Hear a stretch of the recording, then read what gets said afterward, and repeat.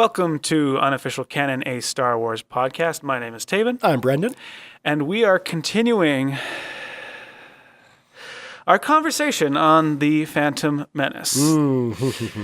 Last episode, we ended on midichlorians, and we were questioning if they didn't just break the Star Wars universe, but also broke the rules of biological organisms. Yeah, and I mean, neither of us are biologists, so... That became very evident when I did some research on it, because it turns out that we were wrong. Well, you were wrong. I didn't take a position. Okay, fair enough. It was definitely, I was wrong. I was questioning whether one organism could live in another organism's cell. Right. Obviously, that organism would have to be single-celled, but apparently there are examples of this in nature. I actually sat down with a very well-educated expert who we spent seconds trying to find. Literally.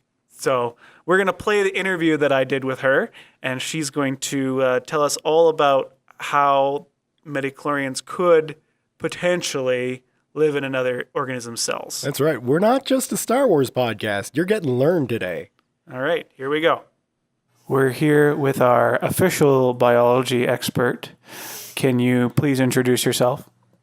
My name is Rainjoy Dack, and I am currently finishing my undergraduate degree in ecology. So as a student, you know everything about biology. No, not at all. I appreciate the truthful answer. So I guess my question to you is, can an organism live in another organism's cell? Yes, in short. There are things called endosymbionts, which live in your cells. They're commonly algae, fungi, bacteria. And yeah, they live in your cells and basically are parasites, or some of them are mutualistic, but yes. Can you give me any specific examples of these microorganisms? Well, an example would be even like the mitochondria, the powerhouse of the cell, is now hypothesized to once be a bacteria that co-evolved with us as it lived in our cells, and now it's lost a lot of its genes that have been kind of adopted into our own genome, and now it's just become one. Do you think the concept of a microorganism connecting you to a magical force is stupid? I mean, sort of. It's quite the metaphysical leap, for sure. That's all I need. Thank you very much. Wow, Brendan, did you love listening to that interview? That was pretty spectacular. Which we totally did listen to and didn't just like pause and then splice it in there. I feel smarter.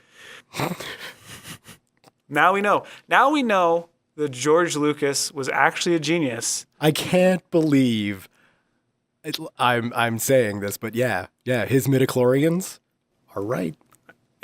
We weren't just proved wrong on midichlorians. We were proved wrong on the last 12 episodes of this podcast.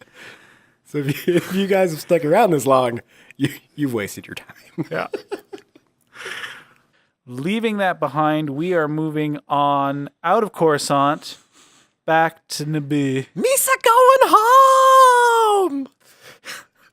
But before Jar Jar ends up back on the planet, we do have a short little interlude back on Naboo. Our favorite type of scene, the holocall scene. Now, is this the holocall where Sheev gets his spider legs? Yes. Yeah. The spider legs are now on Sheev's hologram projector, I guess. And basically the call entails they confirm that the planet is is completely secure. Yep. Which it isn't, actually, and we find out that later. Again, I don't know if this is just the Viceroy, kind of bull his way through stuff, or actually... Well, because he set a precedent for this, right? When they're like, we lost 2 Jedi. We should tell, that we don't know where the Jedi are. And he's just like, no. We don't want to bother him with that. So I think Newt Gunray is just, he's not a military leader. He doesn't understand what it takes to conquer a planet, so he's just like, we're going to land our droids, and now our droids win, so the planet's safe.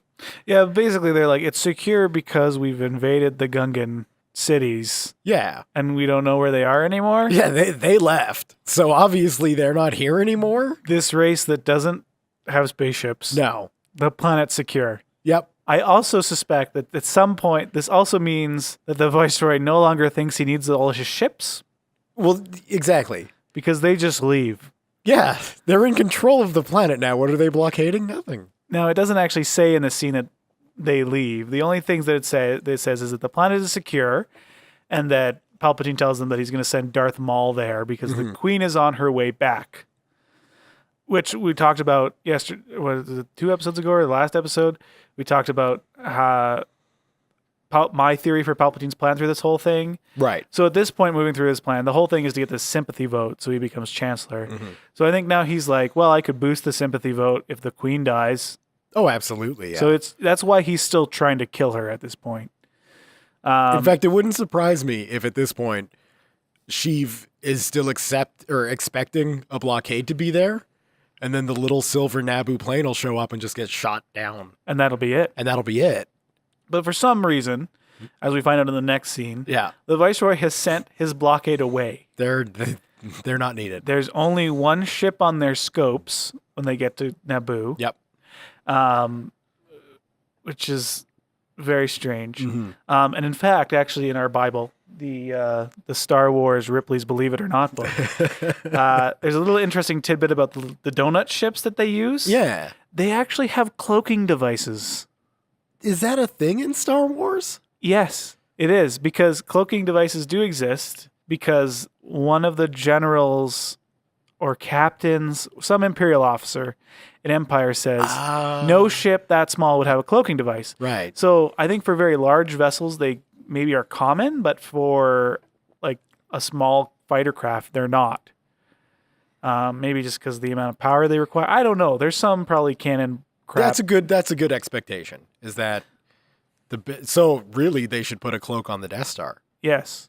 Well, and the question is, does the cloak cloak it from sensors? Does it cloak it visually? How does it? Yeah, is it cloak bird of prey cloak or is it just like a stealth fighter? Yeah, I don't know.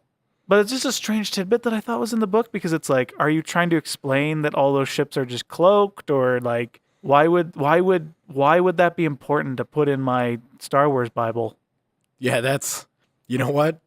Word count. The book that's primarily pictures, the word count matters. Anyway, moving on. There's one ship. They arrive on the planet, and we first open up with Obi-Wan and Qui-Gon talking, and Qui-Gon says, we can't use our power to help her. And he's insinuating that they can't use their power to convince the Gungans to the fight. Gungans to fight. Right? I had a big problem with that. What is your problem with that? He has no issue using his powers to get a boat from the Gungans, to steal Jar Jar. He's got no issue to use his powers numerous times to influence bets for his advantage. But now, when they're like, we kind of need an army, don't use your magic convincing powers to get an army. Here's my thinking on this. Everything else is kind of a gray area for those EU fans that are big on the gray Jedi. But literally convincing, using your Jedi mind tricks to force someone to put their life on the line that will actually, like, people will die. Yeah. Right? But they're fighting for their freedom. I know, but I feel And like... they're fighting for Naboo freedom, too. You know what? Oh, and then the other thing is that they have direct orders from the Jedi just to guard her.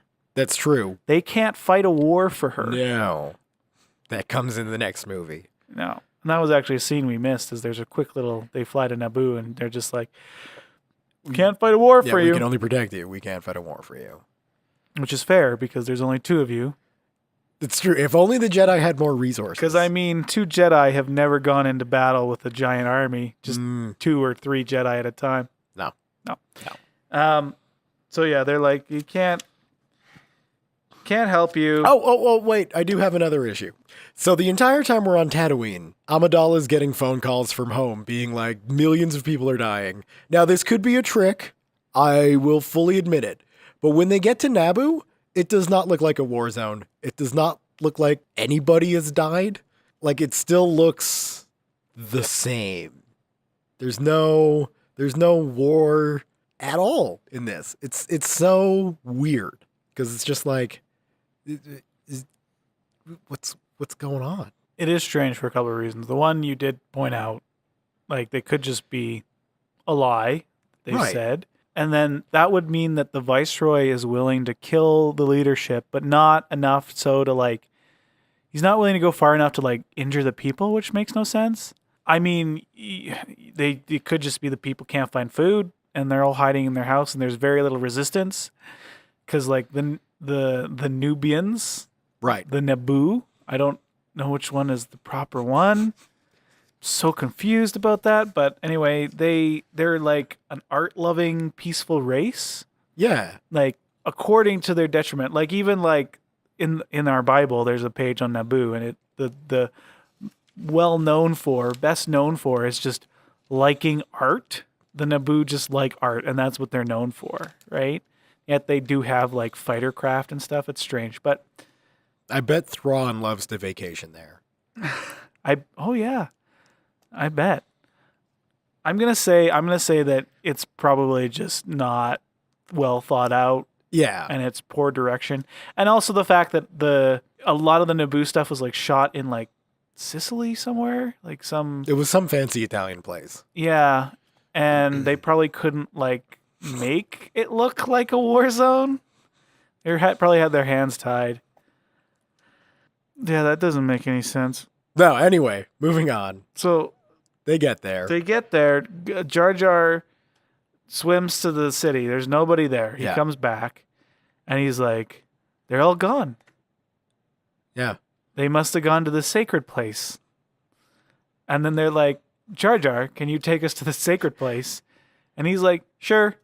I mean, I've already broken enough Gungan laws." Like he doesn't need like at this. It's not like when we first meet him where he's like, actually, no, I can't."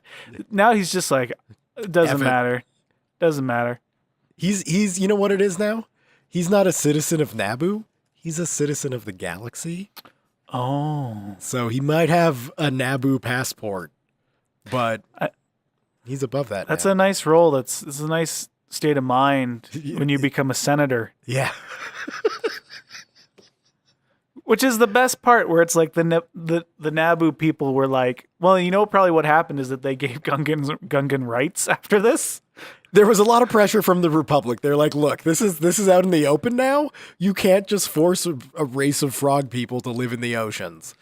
You have to accept them. Or maybe the Gungans just never like utilized their right to vote. They were all just conscientious objectors or whatever. Yeah, they just didn't go for it at all. So now they voted. And so that's why when Palpatine's chair was empty, it was like Jar Jar Binks and then well no, because they have two senators, don't they? Or no, is he just like he's a placeholder for Padme, isn't he? Yeah. But this is all in the next movie. So we won't talk about this. We'll jump back. We'll get into that because there's some political stuff in there that like I go apeshit over. So we'll talk about that. Dello Feligates. Don't worry. So they go to the sacred place, and Why is it above ground? a good question, because I guess like no, I can't justify that at all. It should be under the water. Although it's a weird race because it's like they can breathe underwater, but then their houses are like big bubbles of air. Yeah, So they're more like amphibious, which is why like I always call them kind of frog people. yeah. Yeah.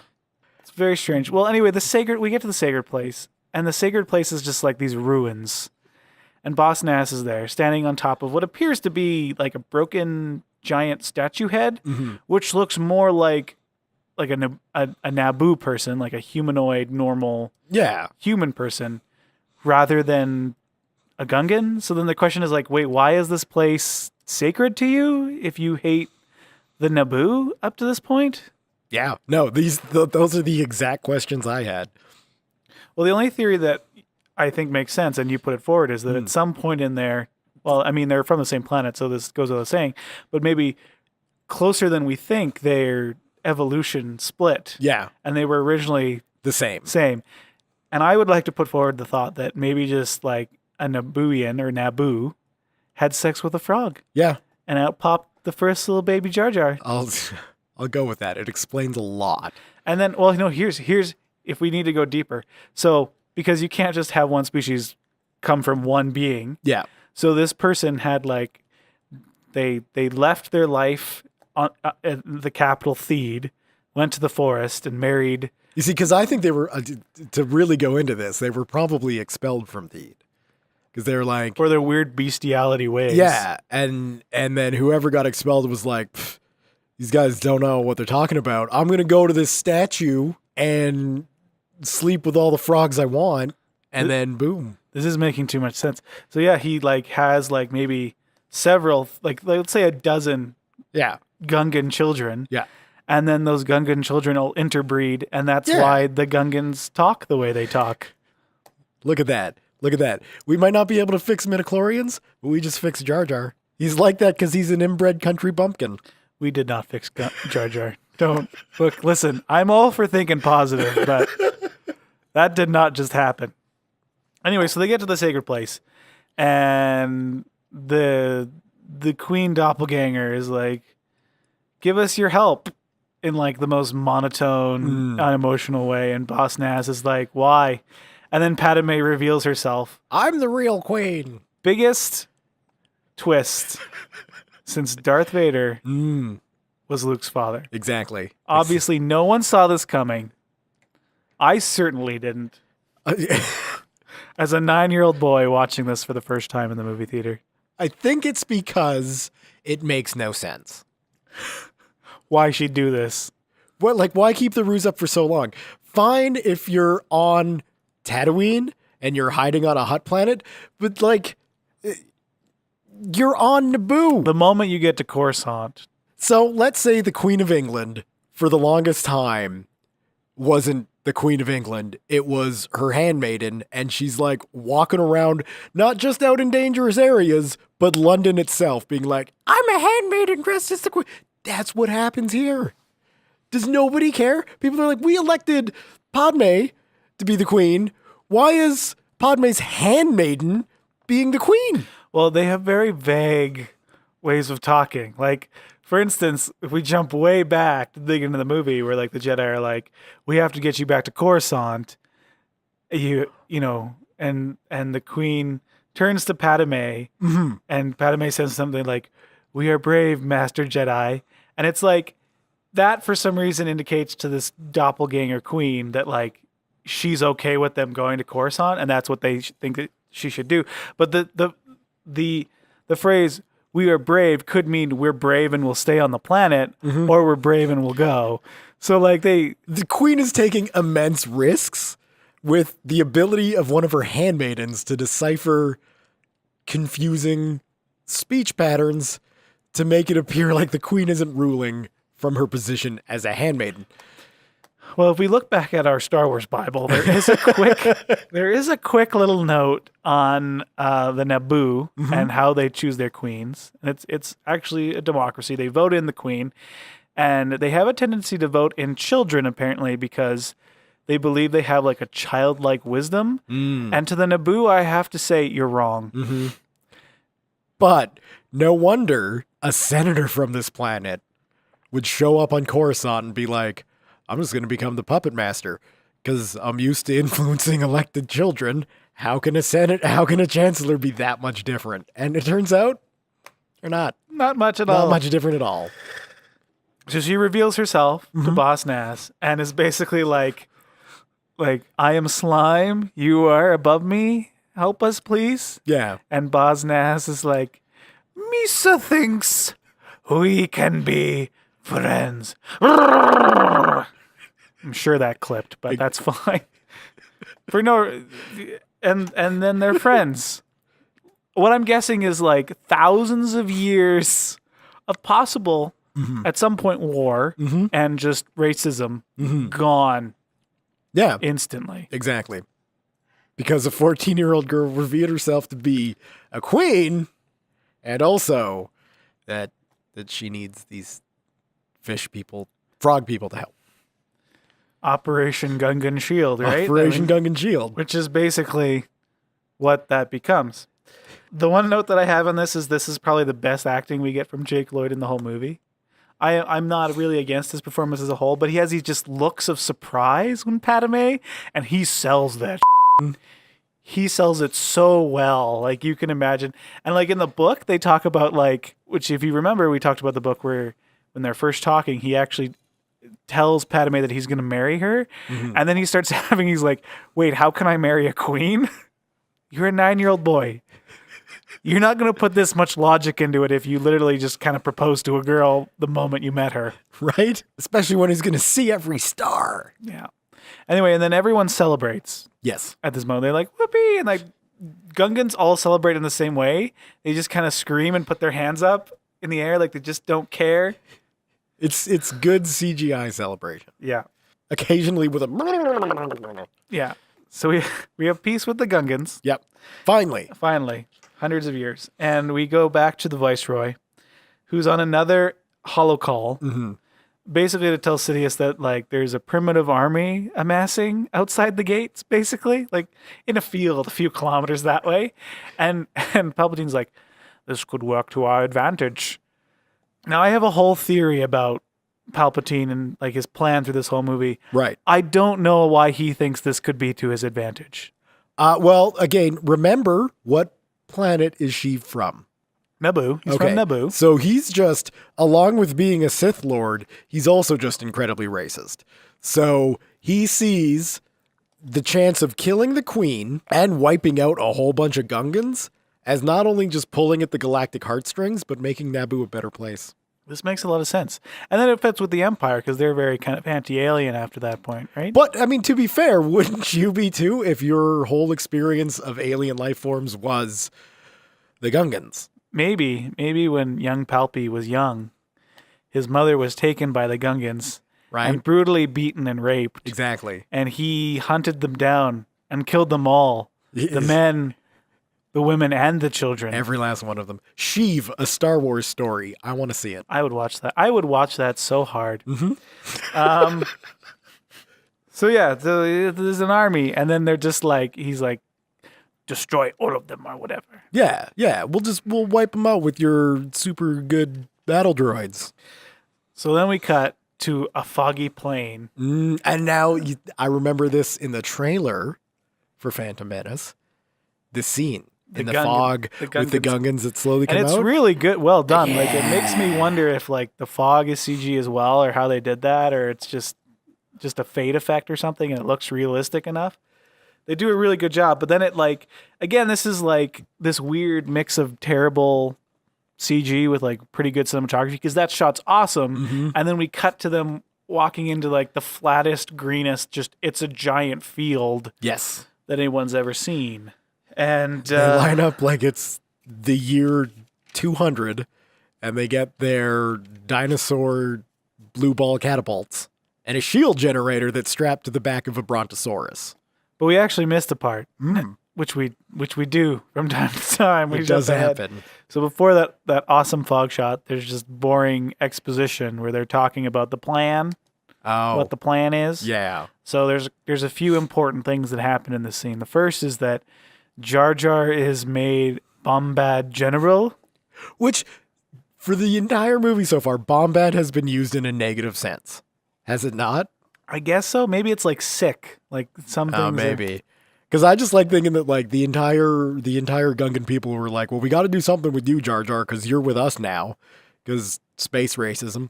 So we're going to make you the worst general we've ever had. Well, and that's the funny thing is that Boss Nass plays it off like it's kind of a joke. Yeah. Like he tells Jar Jar and he's like, and then he laughs like, I'm going to send you to your death.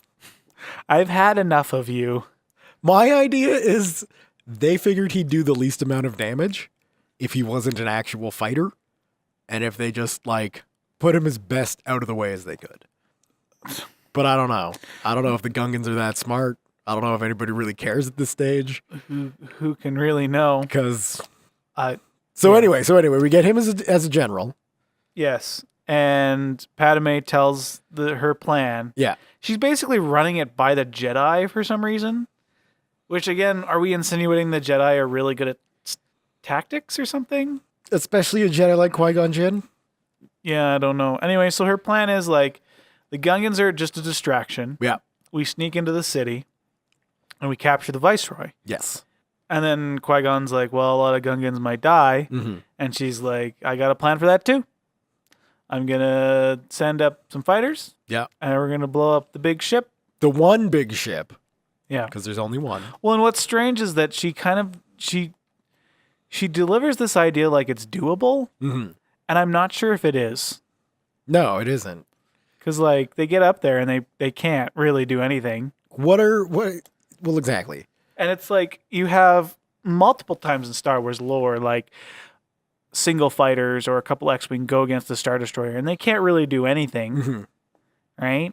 Yeah, but you're ignoring the Skywalker family skill trait of blowing big things up. But she doesn't know that's going to happen. No, that's true. That's not part of her plan. That is not. Just send the pod racer kid up there, which, by the way, I have a small crush on, and have him blow it up. It'll be fine. It's just like, we'll send just normal pilots up there, and hopefully they can disable the ship. Yeah. And everyone's like, oh, okay, that seems like... But I mean, I guess what else are they going to do? Seems like a great idea. Let's... They got no fleet because No. the Naboo care about art. So how else do you take out a spaceship? Maybe they're just naive. I don't know. I'm fairly certain they're all naive. Everyone in the movie. So yeah. So we got the plan. And then we're to the fog scene, and they're lining up, and they start up the shield. Yeah. Start up the shield generator. And the dinosaur things, they make the shield, and then the droids just start firing on the shield. Yeah. And then we cut away. Yeah. We cut to the Queen and the Jedi. They've infiltrated. Running around an empty city. They have a speeder with a giant cannon on it, which can take on a tank. Mm-hmm. And they shoot a tank, and it blows up, and the droids all freak out, and they're like, they're over there.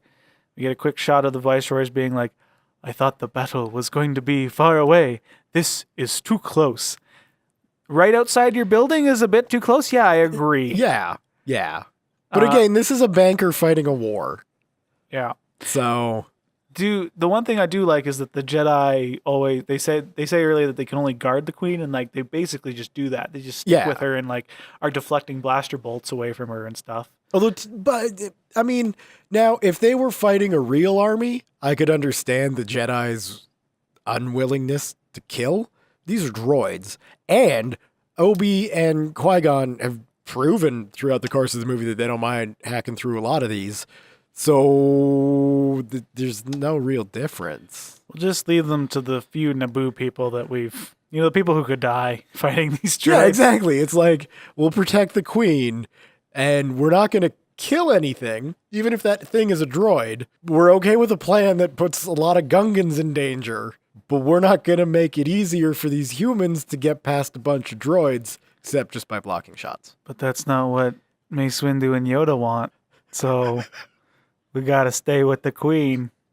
We can't use our powers to help her, No. except to, keep her body from having laser holes in it. It's just, yeah. So they get into the palace, I guess, Mhm. and they're in the hangar bay, which we've been in before, where Yeah. they escape from.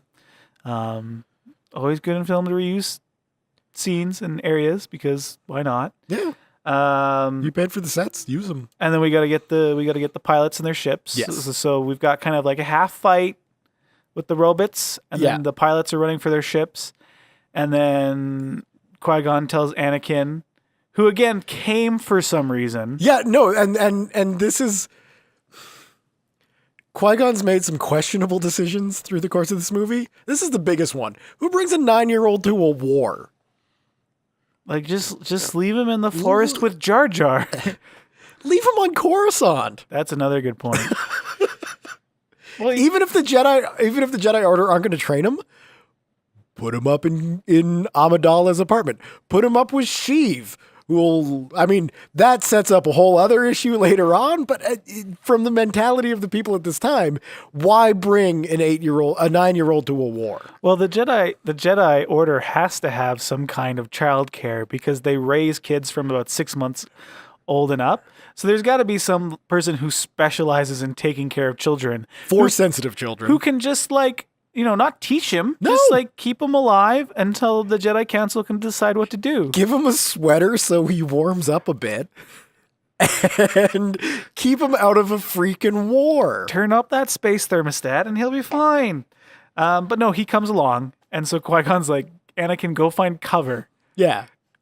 Where? There's not there's no obvious it's not like this is trench warfare. There's not obviously cover over there and no cover over there. So Anakin is running around, not sure what to do. R2-D2 jumps into one of these Naboo fighters and is like, hey, get in this ship.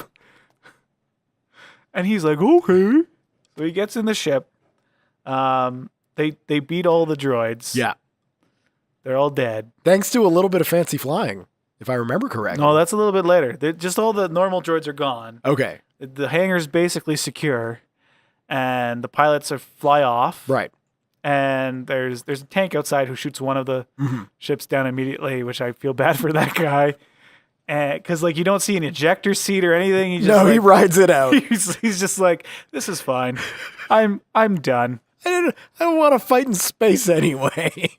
I just want to look at sculptures and things.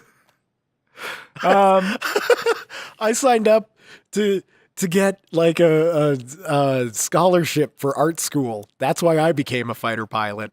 I don't want to kill people. The military was just paying for my college degree. Exactly. That's all I was doing. We were a peaceful society.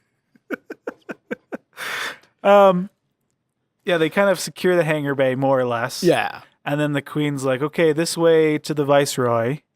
And they're kind of walking towards, they're walking now. They're not running. They're not in a rush. No. And Anakin's like, what should I do? And Qui-Gon's like, just stay there. You'll be safe in that weapon of mass destruction. Exactly. That fighter jet. Just stay there. Right?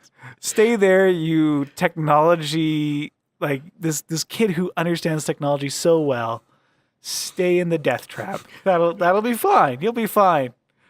The living force is telling me it'll be fine. Yeah, those midichlorians, they're like, it's cool. So yeah, they're like, okay, through this hangar bay, and then the hangar door opens. That very famous trailer shot, and there is Darth Maul. Yep. And he's ready to boogie. He is. And I love the Jedi reaction of just They're such confidence. They just look to everybody else who are like, what the hell is this even? This isn't a Gungan. This isn't a human. That's a scary, spiky-headed man in a robe that kind of looks like a Jedi robe, but it's black. So, and then they're just like, we got this. Don't worry. Yeah, we'll leave him to us. And I might be imagining this, but I think, because Qui-Gon is the one kind of in the foreground, and he just kind of walks forward. But I'm pretty sure Obi-Wan kind of puts up his sleeves. Just rolls up. And We're then doing this. Just very quickly in the background, I could be totally making this up. If I am, it's just my headcanon then. And then they drop their robes. The robes. And then their, lightsabers ignite. And we are ready for the reason that we stayed through this whole movie from watching the trailers. Where's that fight with the laser sword that I was promised? Mm-hmm. So the next episode, which we'll go through in depth next episode. Next episode, we are going to talk about the Duel of Fates, the thing that is good in this movie next to pod racing. Yeah. Yay! Yippee! Anyway, that does it for this episode. We thank you for listening. We are almost there, Brendan. We're getting there. We're really getting there. I know that we've said that for the last 4 episodes, but we are actually getting there now. This time we mean it. We might be able to make it through our next episode. You know what that means?